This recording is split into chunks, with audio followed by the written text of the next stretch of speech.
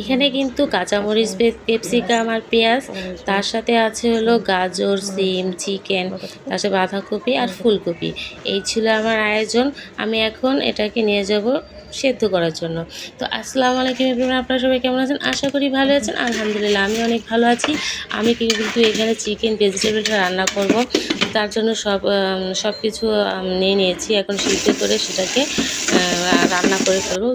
Chicken vegetable যেটাকে আমরা মুরগির সবজি বলি আর কি।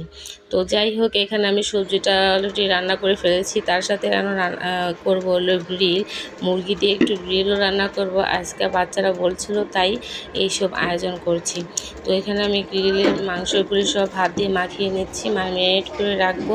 তারপর কিছুক্ষণ পরে সেটা আমি ভেজে ফেলবো। এই যে এখানেই আমি এখন অলরেডি ভেজে নিচ্ছি। তো এই ছিল আমাদের রান্নাবান্না। আমাদের রান্নাবান্নার ভিডিওগুলি তোমরা কিন্তু অবশ্যই জানাবা কেমন হয়। আর এখানে আমি রুটিটা খিমার করে রেখেছিলাম একটা বেলে, তারপর আমি ভেজে নেবো রুটি। তো আজকে রান্নাবান্না এ পর্যন্তই ছিল সব কিছু। এই যে তোমাদের সামনে আমি প্রেজেন্ট করছি, দেখো কতটুকু ইয়ামি হয়েছে, না খেলে বোঝা যাবে না, কিন্তু দেখতে কিন্তু অনেক লোভনীয় লাগছে। আর আমার ছেলেদের যখন আমি জিজ্ঞেস করি, বাবা এই খাবারটা তোমাদের কাছে কেমন হয়েছে, আমার ছেলেরা যা বললো তা তোমরা নিজের কানেই শুনে নাও। তো আমার ভিডিওটা তোমাদের কাছে কেমন লেগেছে অবশ্যই কিন্তু জানাবা। আমাদের এই খাবারের আয়োজন কেমন হয়েছে সেটাও কিন্তু জানাবা। সবাইকে জুম্মা মোবারক। তো এই যে এখন আমার ছেলেদের কাছে আমি প্রশ্ন করব, তোমাদের কাছে কেমন হয়েছে শোনো।